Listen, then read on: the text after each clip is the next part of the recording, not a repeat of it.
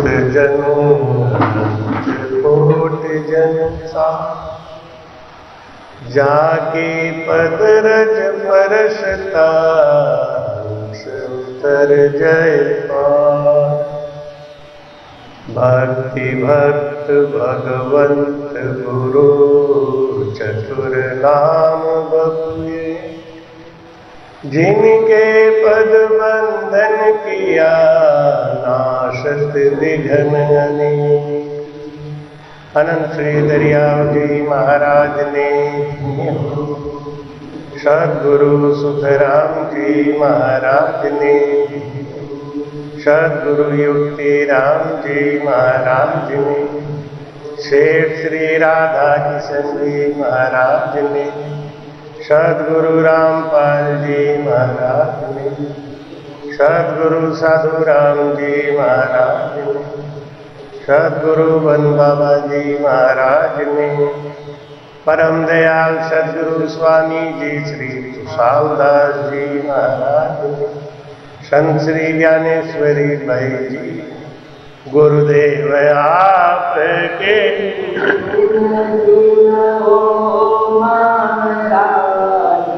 आपके दिन दिन हो, गुरुदेव आपके दिन दिन हो,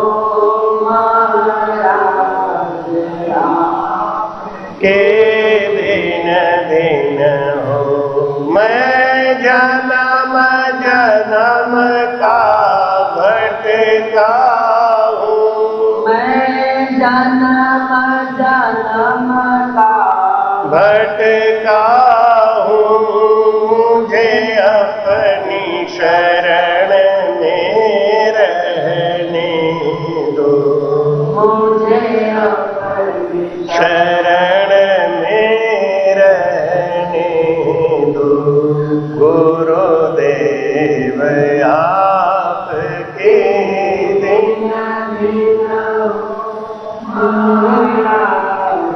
आप हे नाथ दया करने वाले, हे नाथ दया करने वाले, अनुभव की अरज भी सुन लेना, अनुभव की अरज सुन लेना।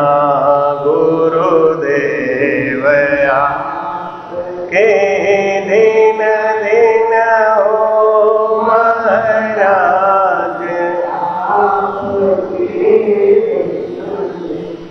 गुरु सा दाता कोई नहीं, तीन लोक के मान, करता को सुख राम कहें, सतगुरु दियो। बोलो राम।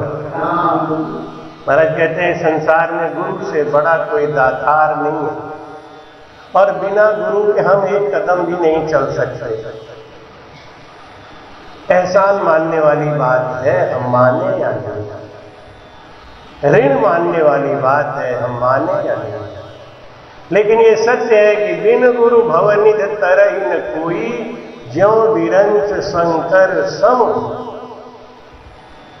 चाहे वो शंकर के समान भेदु हो या ब्रह्मा के समान ज्ञानी हो, बिना गुरु के पार नहीं हो।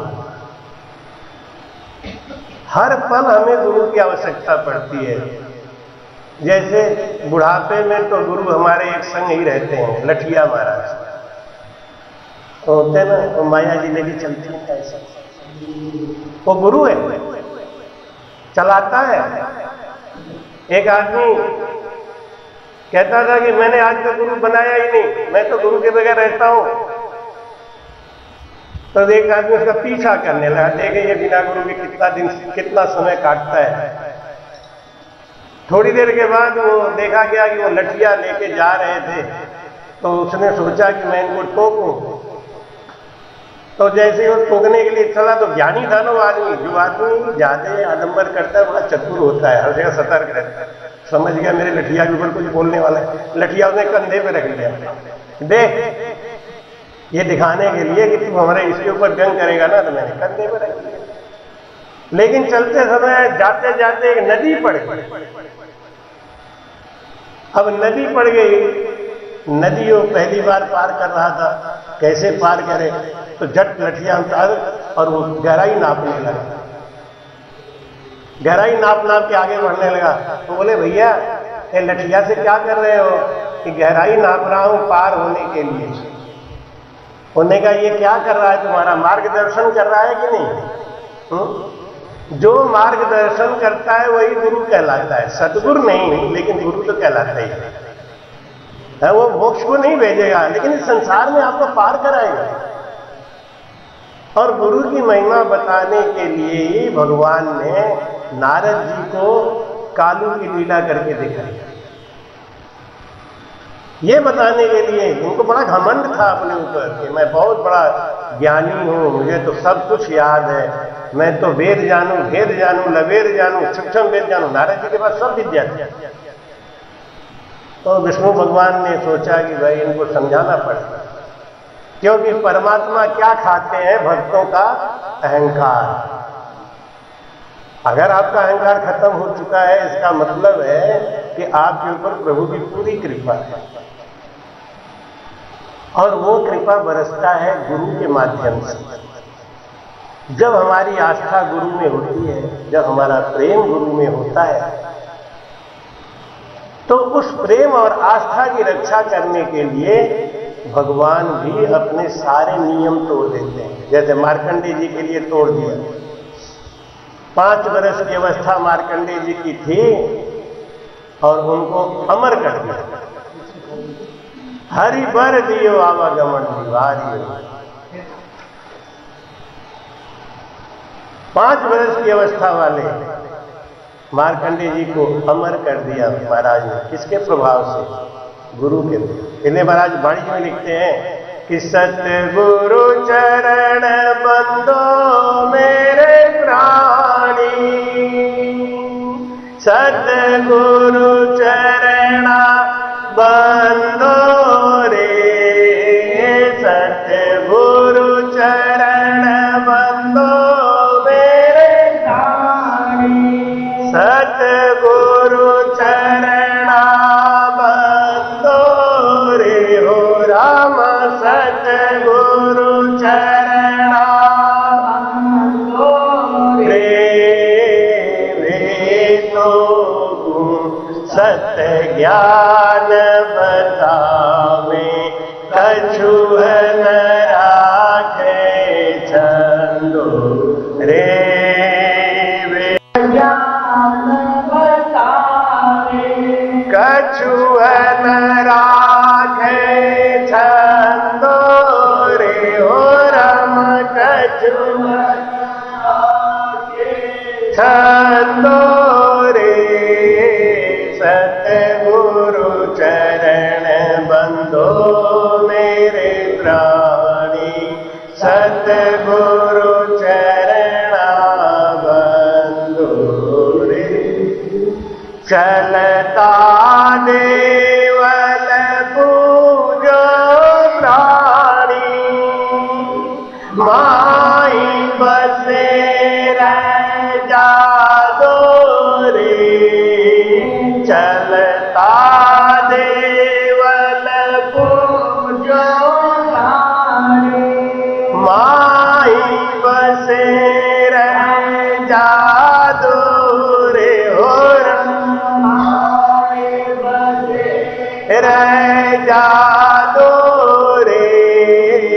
पाण देवल झूठ बिन चेतन, ताको पूजे अंधो रे। पाण देवल झूठ बिन ताको पूजे अंधो रे हो राम।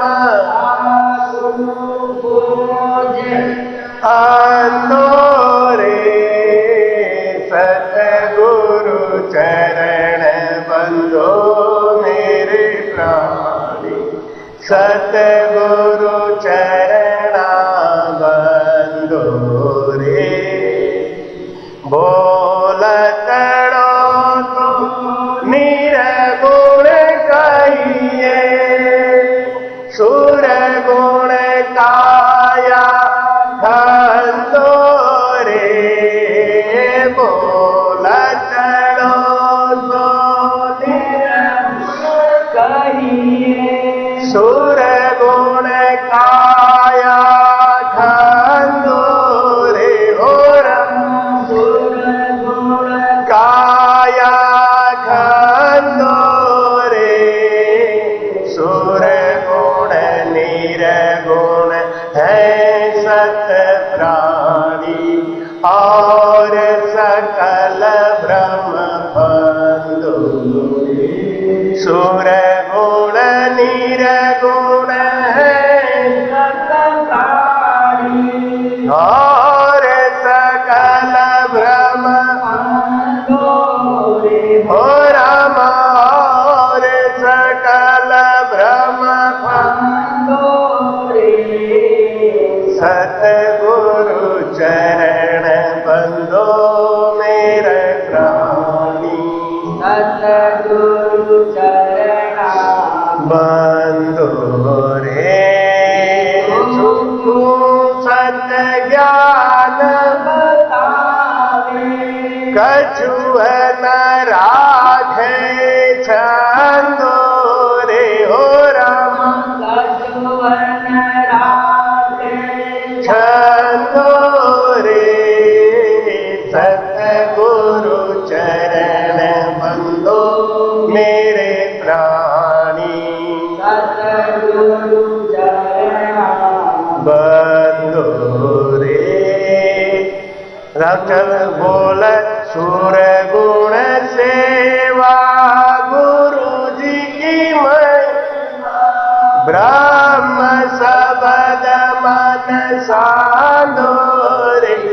हे ब्रह्म शब्द मन साधो रे।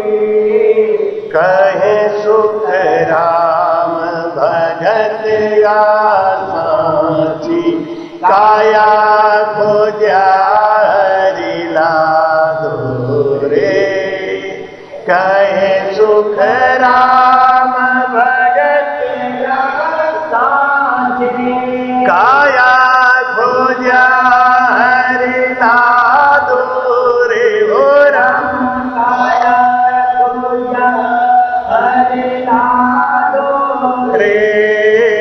सतगुरु चरण बंदो मेरे प्राणी, सतगुरु चरण बंदो रे। वे तो को सत ज्ञान बतावे, कछु न राखे छंदो रे। हो राम कछु न राखे छंदो रे।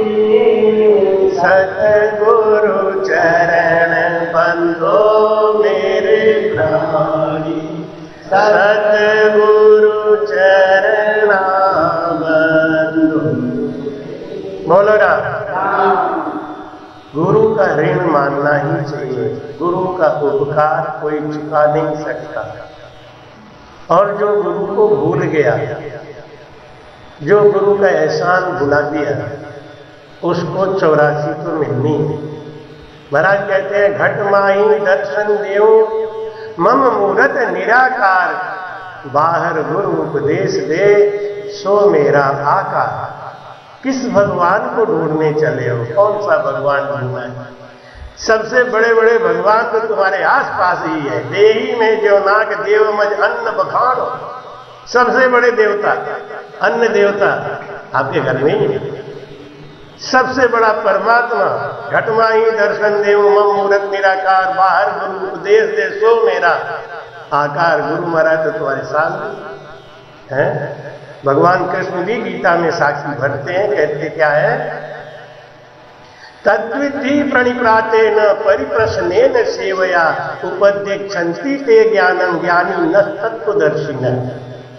क्या सूत्र दिया है भगवान कृष्ण कहते हैं गीता में अर्जुन से, हे अर्जुन, अगर तत्व ज्ञान पाना चाहते हो तो किसी तत्व ज्ञानी संत के शरण में जाओ। ये नहीं कहा मेरे शरण में आओ मैं बताऊंगा।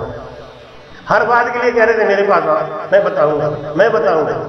इस बात के लिए कह रहे हैं तत्व ज्ञानी संत के शरण में जाओ। होता तो बताते नहीं था। भगवान भी जानते हुए भी वो जानते हैं कि मेरे बताने का इस पे असर नहीं होगा। क्यों? खग जाने खगई की, हाँ वो भगवान है ना, वो अवतार है। अवतार की भाषा हम क्या समझेंगे? वो निमित्त अवतार है, हम नित्य अवतार। ये जो अवतार है ना, मानव तन को सबसे बड़ा अवतार क्यों बताया मालूम क्यों? ये नित्य अवतार है। केवल इसी को मोक्ष जाने का अधिकार है बस। इसलिए ये कहते हैं मानव तन अवतारा, ये सबसे बड़ा अवतार है। क्यों? ये निमित्त नहीं है, ये नित्य है। जैसे हीरा बनने का अधिकार किसको है मालूम है? लकड़ी के कोयला को हीरा बनने का अधिकार है। पत्थर का कोयला बहुत पावरफुल होता है, बहुत पावरफुल होता है, लकड़ी के कोयला से भी ज्यादा, लेकिन पत्थर का कोयला हीरा नहीं है। लकड़ी का कोयला हीरा बनेगा। ऐसे ही भगवान कृष्ण या विष्णु के जो 24 अवतार है, अगर वो चाहे कि हम मोक्ष जाना चाहेंगे, वो नहीं जा सकते, वो परम मोक्ष में नहीं जा सकते।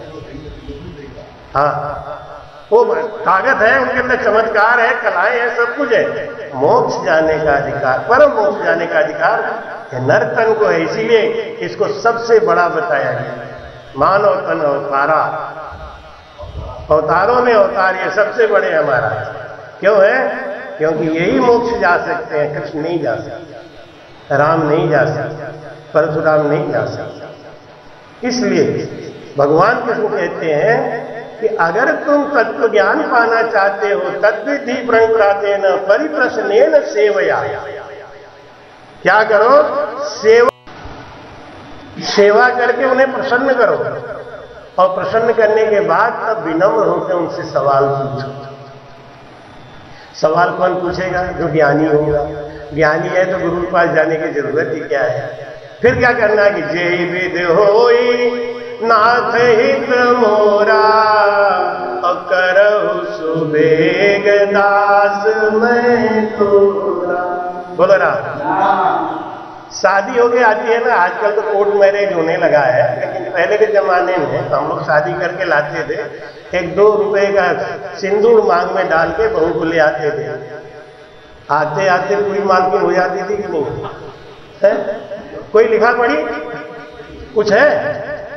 ये खामखाई हमारे प्रॉपर्टी की मालकिन बन के बैठी, कहीं लिखा पढ़ी नहीं। हाँ देखो याद है, यहाँ तो ठीक पकड़े हैं, यहाँ तो कुछ करके भगा देगी, निकाल देगी। ये बात तो है, गुरु महाराज ने कोई कृपा करी जो इनको साथ में लगा दिया।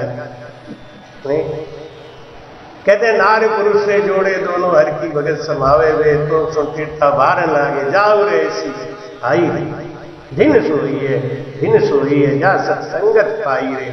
ये सत्संग नहीं है। ये आप हम लोग बैठे, ये नहीं कि हम 200-400 रुपए खर्चा करके आ गए, हम यहां बैठ गए, हम तो धन्य हो गए। ये संगत है। ये क्या है? और सत्संग जब हम बैठ के सांसों सांस भजन करते हैं, सत का संग होगा तब सत्संग है। अभी यहां सत का संग है, ये सब असत है। ऐसा मरने वाले ना, कबीर साहब कहते हैं कि साधु ये मुर्दों का गांव, साधु ये असत है। सत तो हमारे अंदर है, और उस अंदर का जब संग होगा तो होगा सत्संग, और वो बिना गुरु के भेद के होता नहीं है कुछ भी करता। विट्ठल जी महाराज ठीक 8 बजे जाते थे मंदिर में भोग लगाने, और भगवान कृष्ण 8 बजे वैकुंठ छोड़ के भागते। भाग भाई क्यों, क्या हुआ? अरे वो विट्ठल आ गया होगा, बड़ा दुखी होगा। भगत को नाराज नहीं करना चाहिए। हम लोग भी भगत को नाराज नहीं करते क्या है, जैसे रायता के संग खीर नहीं खाना चाहिए, नहीं। अब कोई भगत खीर परस दिया कि अब रायता भी खा लो, नहीं, तो मना करते हैं। जो ज्ञानी भगत होते हैं मान जाते हैं, बाकी कहते हैं ये तो खाना ही पड़ेगा, तो बाबा भी थोड़ा सा भोग लगा ही ले, क्या होगा देखेंगे बाद में, एक ही दिन की बात है, थोड़ा सा एक चम्मच, फिर बाद में समझाते हैं खट्टा और वो एक संग नहीं लेना चाहिए, खीर के संग रायता नहीं।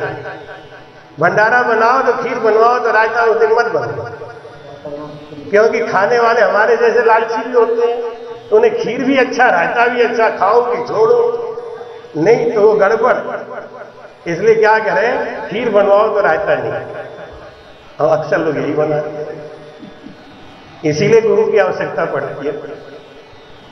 इसीलिए क्या कहते हैं, हम क्या करते हैं ना, हम हर तरीके का ज्ञान देने का प्रयास करते हैं, हम खाने का, चलने का, सोने का, उठने का, बैठने का, बाद में भजन का भी बताते हैं।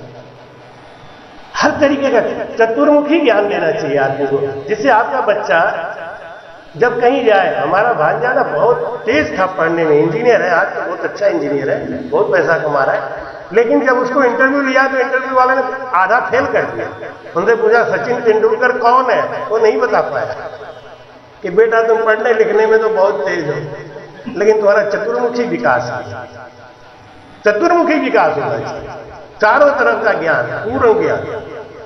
नहीं, गीता में क्या है, भागवत में क्या है, रामायण में क्या है, हमारे वाणी जी में क्या है, क्यों है, क्यों है, इसका भी तो उत्तर बताओ, क्यों है ऐसा।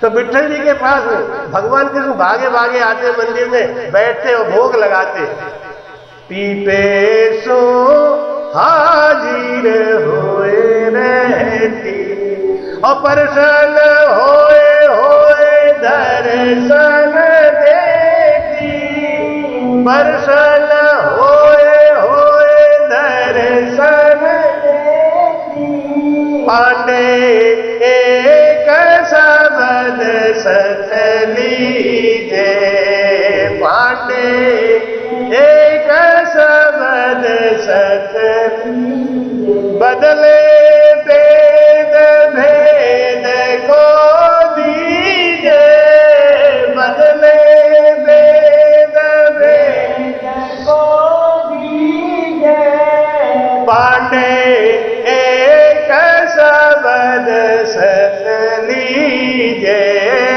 पांडे एक शब्द सत लीजे। माता दुर्गा ने पीपा जी महाराज जी को आदेश दिया, कहा जाओ काशी रामानंद जी को गुरु बनाओ। ये 500 साल पहले की बात है, ज्यादा पुरानी बात तो नहीं है। और विट्ठल जी को भगवान कृष्ण ने आदेश दिया कि जाओ विठुआ जी को गुरु बनाओ। भगवान शिव ने गरुड़ जी को आदेश दिया कि जाओ काकभुसुंडी को गुरु बनाओ। माता पार्वती ने कहा आप चाहते तो ज्ञान दे सकते थे, भगवान ने कहा कि मेरी भाषा उनके समझ में नहीं आई। आ गया ना पक्षी, पक्षी की भाषा पक्षी जान। हम 5 तत्व के हैं ना, हमको 5 तत्व वाला ही समझा सकता है महाराज, दूसरा नहीं समझा सकता। इसीलिए जो ज्ञानी होते हैं ना, वो ज्ञानी बात को समझते हैं, तो मर्यादा के खिलाफ काम नहीं। ऐसा नहीं था कृष्ण भगवान चाहते तो उनको आत्मज्ञान नहीं करा सकते, ये सब तो कहने की बात है, लेकिन सत्य तो यही है, वो मर्यादा जानता है। भगवान राम ने विश्वामित्र से कहा, विश्वामित्र ने उनको ये हथियार लो, ये हथियार लो। अगस्त मुनि ने कहा इसके बगैर रावण मरेगा ही नहीं, ये ले लो। तो भगवान राम ने कहा एक बात बताओ, आप लोग सब जानते हैं, आपके पास हथियार भी, तुम मार दो न जाके, हमें क्या को फंसा रहे बीजाबाद में। उन्होंने कहा मर्यादा ये है, आपके द्वारा ही उसकी मृत्यु है, इसलिए आप ही मारिए। हम लोग इतना दुख सह लिए, इतना कष्ट सह लिए, क्यों? आप आओगे, इसलिए नहीं कि आप खाली रावण को मारने आओगे। आप जब आओगे तो लाखों को तारोगे, आपका अवतरण होगा। इसलिए हर आदमी अपनी मर्यादा में चलता था, और मर्यादा में चलने से फायदा भी। भगवान कृष्ण ने विट्ठल जी से कहा, विट्ठल तो सब कुछ कर लिया बेटा, एक बार गुरु और बना ले। तो विट्ठल बोले हंस के, क्या कमाल कर रहे हो आप, गुरु बनाने की क्या जरूरत है, बिना गुरु के ही हम आप मिले हुए, हम जब बुलाते हैं आप आ जाते हैं। कहां बिना गुरु के हम तो आ जाएंगे, लेकिन बिना गुरु के तुम हमारे पास नहीं आ सकते। जैसे मोदी जी अगर यहां आना चाहे इस हिवरा आश्रम में तो उन्हें कोई रोक लेगा है? कोई नहीं रोक सकता। लेकिन हम जाके मोदी जी से मिलना चाहता, उसके लिए एजेंट चाहिए, कोई आदमी चाहिए ना, बीच वाला, जिसका मोदी जी से भी कांटेक्ट हो और हमसे। दुभाषिया जिसको महाराज जी बाड़ी में लिखते हैं, दुभाषिया एक चाहिए। भगवान कृष्ण ने कहा गुरु की महिमा, गुरु तत्व की महिमा तो गुरु बनाने के बाद जाने, मेरे कहने से तो गुरु बना लिया। भगवान कृष्ण से उन्होंने कहा कि जब इतना बता रहे हो तो बोले विठोबा जी को बता दो। अब विट्ठल जी ने सोचा कि विठोबा जी बहुत बड़ा आदमी होंगे, नहीं बहुत बड़ा आदमी होंगे,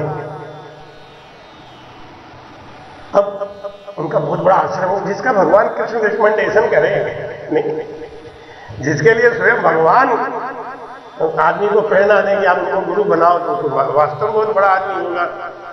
तो अब विट्ठल जी खोजते खोजते चल दिए, भाई विठोबा जी कहाँ मिलेंगे, तो आधे से ज्यादा लोग तो जाने ही नहीं। विठोबा कौन विठोबा, अरे यहीं तो रहते हैं कहीं आसपास, विठोबा को नहीं जानते? नहीं भाई, एक बात और बता दो, मेरे संग दुर्भाग्य जरूर है, लेकिन आपको सतर्क कर देता हूं। शराबी शराब पीता है ना, लेकिन दूसरे को मना करता है कि तू मत पीना। भजन करने में सबसे बड़ी बाधा है कीर्ति। ये जो आपका नाम प्रचार होता है ना, ये बहुत बड़ी बाधा है। चेला चाटी तो है ही है बाधा, लेकिन ये कीर्ति सबसे बड़ी बाधा है। जितना गुप्त रह के आप भजन करोगे उतना ही आप तेजी से आगे बढ़ोगे। अब महाराज जी हमारे बगल में बैठे हैं ना, महाराज हमारे ऊपर अंदर अंदर मुस्कुरा रहे होंगे, नहीं मैं क्या करूं,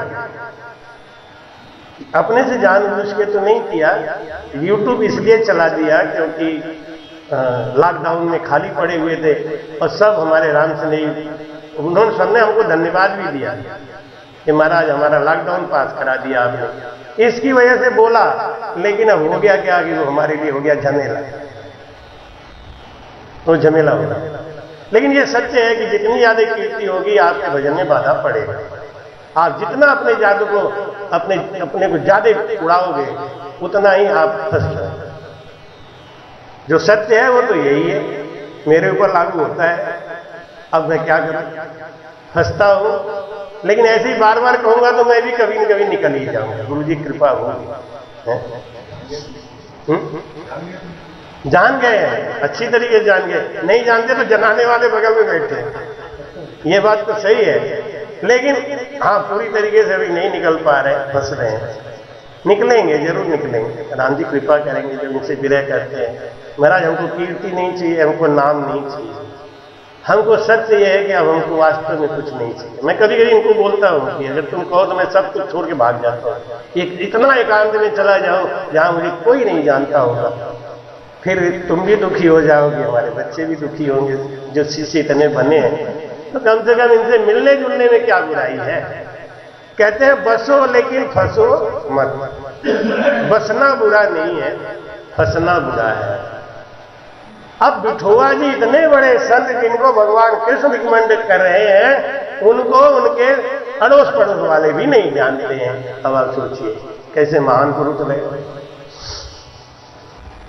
महाराज एक बात कहते हैं क्या कि भजन करे पाताल में प्रगट होए आकाश, और दाबी दूबी नहीं दबे कस्तूरी को बास। बोलो राम। भजन करे पाताल में। आप अपने को छुपा के भी रखना चाहो तो छुप नहीं सकते। सूरज अपने को छुपा लेगा क्या है? नहीं छुपा सकते। आग की गर्मी अपने को छुपा नहीं सकती, चाहे कुछ भी कर ले। भजन करे पाताल में प्रगट हुए आकाश, दाबी दूबी नहीं दबे कस्तूरी को बास, तो सहज वृत्त में जो कुछ होवे, आको आड़न दीजे कोई। सहज वृत्ति में कुछ हो रहा है तो होने दो, वो कोई फर्क नहीं पड़ता, वो भगवान की इच्छा है, वो परमात्मा की इच्छा है। इस हिवरा धाम पे आना ये परमात्मा की इच्छा थी। मैं हिवरा धाम का नाम सुनता था, कभी एक समय था तो मन में एक लालसा होती थी कि मैं भी हिवरा देखूं, लेकिन इस हिवरा धाम के लिए जितना तड़पा उतना ही हिवरा धाम हमारे गोद में आ गया। नहीं, और यवतमाल में चातुर्मास हुआ, उस चातुर्मास का ये रंग है। उस चातुर्मास में आए, लेकिन इस दक्षिण क्षेत्र में लाने वाले हमको दो आदमी हैं। एक तो हमारे सामने बैठे दासूराम, ये झगड़े की जड़ तो सब यही है। इसके बाद में तारा सिंह पवार, तारा पवार हमको लेके आए, पूछते रहे, बहुत भड़कते रहे, बहुत परेशान रहे। एक घटना घट गई थी, एक बार मोहनदास जी के साथ ये विजय और तारा दोनों बैठे थे, बात कर रहे थे। तो मोहनदास जी ने कहा कि मेरा शरीर छोड़ने का समय आ गया है, अब मैं ज्यादा समय नहीं रहूंगा। तारा और विजय ने कहा कि महाराज आप जाने वाले हो तो जाओगे, संत को जाएंगे, अपने पीछे किसको भेजना चाहते हो, कौन हमारा आगे का रास्ता बताएगा। तो उन्होंने कहा बड़ा कठिन है, यही सब कि तारा और विजय ने हमको बताया कि बड़ा कठिन है। कि महाराज कठिन क्यों है? क्योंकि बहुत दूर है, वो काशी में है। अगर उस अनुभव दास को तुम खोज सको, उनको ले आओ, वो तुम्हें संभाल लेंगे। अब वो लोग पीछे पड़ गए, कहाँ काशी, कौन अनुभव दास, क्या। एक बार दासूराम जी से चर्चा हुई, दासूराम ब्यावर आते जाते थे, तो ये हमको शुरू से ही बहुत प्यार करते। ब्यावर में आते थे तो हमारे पास ही रहना, हमसे स्नेह करना, बहुत बहुत लगाव। तो इनसे मुलाकात हो गई तारा की। तारा पवार को इन्होंने बता दिया कि आप अनुभव दास काशी वाले को ढूंढ रहे। कहा ठीक है, ब्यावर आते हैं तो आओ ब्यावर अब की बार अगले साल। तो ब्यावर आए तारा जी 7-8 लोगों को लेके, वहां मुलाकात हुई, नंबर लिए, और पीपल सेंडा में हमारा 3 दिन का कार्यक्रम रखा। और 3 दिन के कार्यक्रम के लिए हम जब पीपल सेंडा आए तो हमारे बापूजी मिल गए, हमारे सिंह साहब मिल गए। ये सब उस पहले ही आगमन का परिणाम रहे। बापूजी का मैं क्या महिमा करूं। जैसे एक बाप होता है ना, अपने बच्चे को संरक्षण देता है, तब तो इन्होंने हमको देखा भी नहीं था, जाना भी नहीं था, पहली बार हम मिले थे। और पहली बार में ही बापूजी ने हमको जो प्यार दिया वो मुझे आज तक याद है। मेरे कंधे पे प्यार से हाथ फैलाना, और ऐसे महान संत बगल में बैठे हो और हमको व्यास गद्दी पे इन्होंने बिठाया, जबकि मैं पहली बार आया था, इनको पता नहीं हम कौन है क्या है। फिर भी बापूजी ने न जाने क्या देखा, क्या समझा, हमको व्यास गद्दी पे बिठाया। मुझे बहुत झेप आ रही थी, बापू आप बैठो, नहीं आप बैठो। और जब मैंने सत्संग सुनाया तो उसके बाद बापूजी जब आते हम सत्संग में तो कहते बस प्याला तुम ही पिलाओ, प्याला तुम ही पिलाओ। और बापूजी ने अपने आप को धीरे धीरे खींच के हमको आगे बढ़ा दिया, अपने पीछे जाने लगे, हमको आगे बढ़ा। पीछे क्यों? बच्चे को आगे बढ़ाना होता है तो थोड़ा ब्रेक लेना पड़ता है ना, जगह बनाएंगे। धीरे धीरे बापूजी ने स्थापित कर दिया। और यवतमाल वालों ने हमको चातुर्मास के लिए बुलाया। मैं यवतमाल में चातुर्मास करने आया। वास्तव में बड़ा ही जोरदार चातुर्मास हुआ था। वो 2 महीने का चातुर्मास महाराज खचा खच हाल भरा रहता था। गणेश भवन, वो गणेश गणपति मंदिर, बल्कि कभी कभी तो राजेश और विजय कहते भी थे कि बाबू जी आप इतना सुरगुण भक्ति वालों को तमाचा मारते हो, मैं सोचता हूं कल से भीड़ आएगी नहीं, लेकिन दूना दूना भीड़ बढ़ रहा है। हमने कहा सत्य सुनने के आदि हैं, सत्य सुनाना ही चाहिए। प्योर वाणी जी पे सत्संग चल रहा था, और हम लोग जब कहीं वाणी जी का पाठ करते हैं तो अच्छे अच्छे भड़क के भाग जाते हैं, लेकिन यवतमाल में लोग चिपकते रहे, आते रहे। 100-125 आदमियों ने गुरु मंत्र लिया, बहुत लोगों ने गुरु मंत्र लिया। करीब करीब लगता था यवतमाल ही पूरा हो गया। और उसी बीच में हमारी ये माया जी और लीला जी एक दिन हमसे मिलने आई। मैं भक्तमाल का रचना कर रहा था उस समय, किसी से मिलता नहीं था, मेरा टाइम था, मैं सुबह के 9 बजे से लेकर 11 बजे तक किसी से नहीं मिलता था, और फिर दोपहर में 12 बजे से लेकर 2 बजे तक किसी से नहीं मिलता था, और मेरा 2 महीने का पूरा नेम चल रहा था। उसी बीच में ये लोग आ गए, तो इनको शिंदे ने रोक दिया। शिंदे यवतमाल का है ना, तो बच्चाराम से नहीं है, रोक दिया, नहीं बाबू जी किसी से नहीं मिलते, नहीं जाएंगे। तो इन्होंने कहा कि पूछ तो लो। वो आए तो हमसे बोले कि 2 भाइयां आई हैं, बहुत बूढ़ी हैं, एक तरीके से विश्लेषण भी कर दिया, बहुत बूढ़ी हैं, आप मिल सकते हो, उन्हें भेजो। आ गए, इन दोनों से बातचीत हुई तो पता चला कि शेर साहब की पोती भी लगती हैं ये। जब बातें हुई सारी बात कि रामपाल जी की बेटी है, अरे हमने कहा भाई ये महान विभूतियां यहाँ आ गई। तो मैंने थोड़ा सा इनको सरकाया, हमने कहा हिवरा कब दिखाओगे? बस अब वो दिन और ये इन लोगों के प्रयास से हिवरा आए, विनय सेठ के घर पे रुके, रात को खाना पीना भी खाया था, शाम को फिर यहाँ आए, यहाँ से फिर गए वापस। तो देखो कैसे कैसे कार्यक्रम बना। बापूजी का उसी में वो शताब्दी अवसर आ गया, तो उसमें भी आना पड़ गया, सेवा मिलती गई। धीरे धीरे हम आपके बीच में आते गए, आपने स्वीकार किया, अच्छा लगा, और धीरे धीरे ये स्थिति यहां तक आई। 7-8 साल हो गए। तो महाराज कहते हैं कि विट्ठल जी महाराज विठुआ जी के पास जब पूछते पूछते गए, तो एक लड़के ने बताया कि ये जो टूटा हुआ मंदिर पड़ा है ना, इसी के अंदर महाराज विश्राम कर रहे हैं। रामचंद्र महाराज जी ने कहा एक हरजस है कि निज वैरागी हो ना मन रे, निज वैरागी हो ना, निज वैरागी हो ना।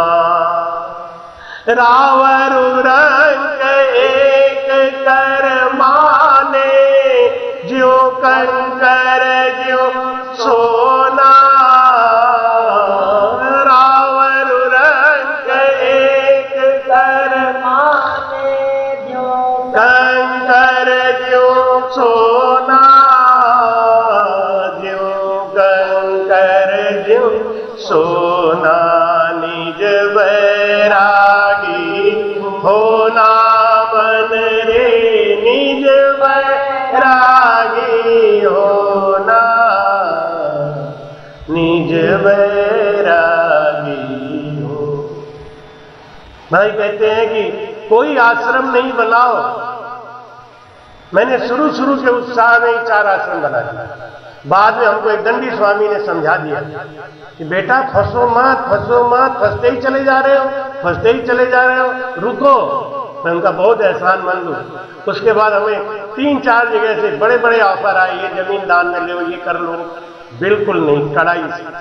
ये बतलैया वाला तो बहुत दबाव में लेना पड़ा, नहीं तो ये भी नहीं ले रहा था। उन्होंने जब समझाया कि महाराज ये कर क्या रहे हो, फंसो मत, ये मंदिर बनवाना, मस्जिद बनवाना, रामद्वारा बनवाना, ये सब बनवा देना बड़ा आसान है। जैसे देखो सेठ साहब ने अच्छा कर दिया, बनवा दिया, लेकिन अब हमारी लालची प्रवृत्ति जो है ना, वो समझती है कि ये हमारा है, ये हमारा है।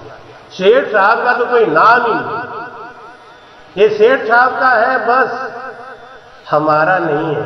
हम यहाँ आते हैं सत्संग करने, हम यहाँ आते हैं भजन करने, हम यहाँ आते हैं आनंद लेने। लेकिन अगर ये हम अपना बना के बैठ जाएंगे ना, तो हम भी नहीं चला पाएंगे और ये बेकार हो जाएगा। तो इसलिए चलती चीज को चलने दो, धक्का मत मारो, रोको मत। नहीं, अपना है ना, बस अपना अपना कहो, हमारा है, हमारा है, हमारा है तो सेवा करो, हमारा है तो झाड़ू लगाओ, हमारा है तो पेंटिंग करो, हमारा है तो सीमेंट लगाओ, आपका है, बस इतने तक ये रिश्ता रखो। ये हमको समझाया किसी अच्छे संत ने, मैं तो बहुत गहराई से घुसा हुआ हूं, मैं खेला खाया हूं, मैं क्या करूं। और सबसे बड़ी बात है, मैं मन से बैठता हूं, झूठ नहीं बोलता। जो सत्य है या मेरी कमी है या आपकी, मैं निकाल के बाहर खड़ा करता। नहीं अच्छा नहीं लगे मत लगे, हमें अगली बार मत बुलाना, क्या दिक्कत है? भाई भाई बहुत गया नहीं, हम तो हर समय इसी से तलवार के धार पर लटके रहते हैं, हमें तो हटाओ किसी तरीके से, हम तो हटने के लिए तैयार हैं, क्योंकि हमारे लिए बहुत जगह बचा हुआ है। हम कितने का दिल दुखा के आते हैं, आप नहीं समझते।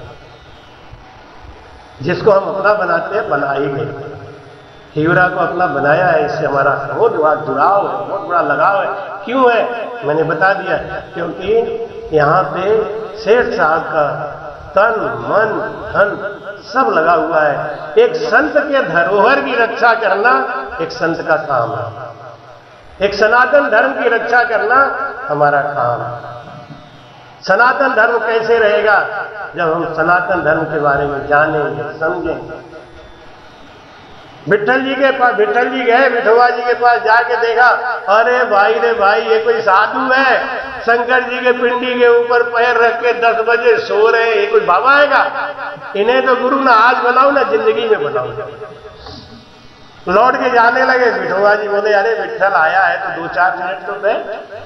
अरे बाबा तो जोरदार है, हमारा नाम भी जानते। लौट के आएगी, बाबा एक बात बताओ, इतने ज्ञानी हो तो कम से कम इतनी बुद्धि तो रखो, ये शंकर जी के पिंडी के ऊपर पैर रख के बैठे हो। तो विठल जी को बोले विठोबा जी कि जिधर तुम्हारे शंकर जी नहीं है ना, उधर ही हमारा पैर कर दो। उनका पैर लेके घूमते रहे। हमारे राम से नहीं कहते हैं मंदिर में भी भगवान होते हैं, मंदिर में भी भगवान होते हैं। और सागत लोग कहते हैं मंदिर में ही भगवान होते हैं। और कुछ कुछ राम स्नेही भी कहते हैं कि मंदिर में तो होते ही नहीं है। अच्छा, ऐसे राम स्नेही को कितना ज्ञानी समझोगे आप? एक तरफ कहते हैं कण कण में भगवान होते हैं, सब में भगवान होते हैं, सर्वव्यापक है। और एक तरफ कहते हैं मंदिर में होते ही नहीं। मंदिर गए जहां, तुम्हारा धर्म भरा। ये कैसे राम स्नेही मंदिर में चले? क्या वहां भगवान नहीं है? वहां बैठ के भजन करेंगे? मार्कंडेय जी ने कहां भजन किया था? हम लोग बाणी जी को मानते हैं, लेकिन बाणी जी की नहीं मानते। अभी हमारे बनारस में एक सज्जन है, वो बोले महाराज हमारे बीवी का 10वां द्वार तो पार हो गया है, हमारे बच्चे का अभी रह गया थोड़ा सा, वो पार होने वाला है। अरे हमने कहा समझे ना, नागपुर पहुंचने वाले की इटारसी हम पहुंच चुके हैं, हमारे बच्चे की इटारसी पहुंच चुके हैं, हम तो नागपुर उतरे हुए। फिर हमने उनका मन से परीक्षा लिया, हमने देखें सचमुच हो सकता है, कभी कभी नारायण मिल जाते हैं ना ऐसे भी। हमसे वो 1 घंटा बात करते रहे। महाराज बाणी जी की तरफ उन्होंने आंख भी उठा के नहीं देखा, जबकि बाणी जी हमारे बगल में ऐसे सजी सजाई रखी। और जब चलने लगे तो अच्छा महाराज हमको इजाजत दे दो। हमने सोचा इनका निगाह नहीं गया, देखिए बाणी जी को प्रणाम करते जरूर। तो हमने कहा कि आप जा रहे हो तो मेरे हाथ से एक प्रसाद ले जाओ, मैं आपको भक्तमाल देता हूं। तो भक्तमाल वहीं से उठाया, उनको दिया, उन्होंने ऐसे ले लिया जैसे गोभी ले लिया, उन्होंने ले लिया ऐसे जैसे आलू गोभी रख लेते हैं ना सब्जी, ऐसे रख लिया। और फिर भी जाते समय उन्होंने हमको प्रणाम किया, दंडवत किया, लेकिन बाणी जी को प्रणाम। मैं समझ गया कि इनके तिल में कितना तेल है। 10वें द्वार तो क्या, हमें लगता है इनका कंठ में अभी जागृति नहीं। इन्होंने अभी आराम से नहीं धर्म का ABCD नहीं सीखा, आगे सीधे सीधे बोले महाराज हमारे बीच का 10वां द्वार हो चुका है, बच्चों का रह गया, वो निकलने ही वाले हैं। अरे भाई कितना कंफ्यूज है हमारा राम सिंह, बहुत कंफ्यूज है। और वो क्यों है? क्योंकि हम बाणी जी को मानते हैं, बाणी जी की नहीं मानते। विठल जी ने कहा कि प्रभु आप इतने ज्ञानी हो तो शंकर जी के पिंडी पे क्यों पैर रखे हो? तो उन्होंने कहा जिधर तुम्हारे शंकर जी ना उधर घुमा दो। वो घुमाते रहे चारों दिशाओं में, लेकिन हर जगह उन्हें शंकर जी का पिंडी दिखाई देने लगा, शंकर जी का पिंडी दिखाई देने लगा। वो रख के पैर बैठ गए, रोने लगे। उन्होंने कहा प्रभु अब सारी बात तो सब ठीक है, एक बात बताओ, सुबह के 10 बज रहे हैं